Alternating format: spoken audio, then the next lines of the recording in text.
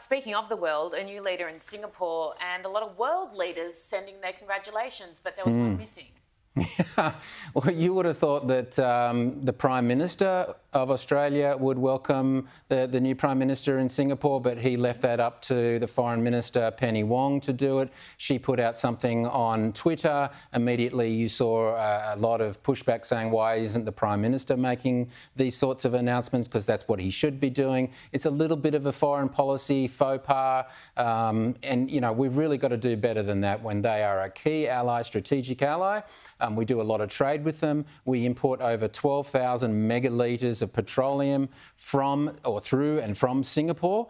And come on, you've got to be able to manage your foreign policy better than this. And, you know, Prime Minister Albanese is not doing a good job.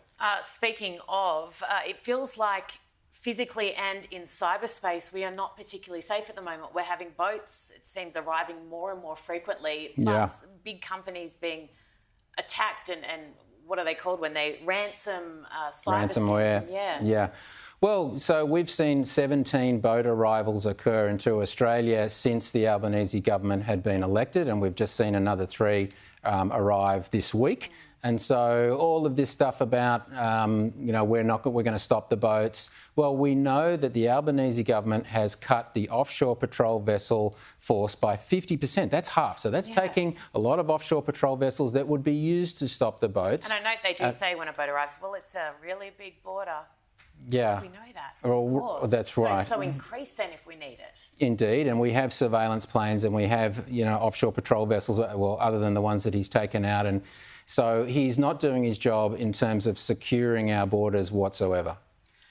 Talk to me about the budget. We saw Jim Chalmers hand down on Tuesday a reply last night from Peter Dutton. What did you make in terms of, we heard electricity bills, energy bills, cost of living, et cetera, et cetera. What about defence, national security in the most challenging strategic time in 80 years? Well, exactly. So it's a little bit of a reverse Robin Hood, this budget, because, look, there is $0 in it for aged pensioners. There's $0 in it for new home buyers. And look, you're never going to own a home if you're a young person. Look, forget that. You're just going to be a renter for the rest of your life. And there's zero new money in it for defence. Everything is pushed out on, you know, over the forward estimates for the end of the decade at least, into the 2030s.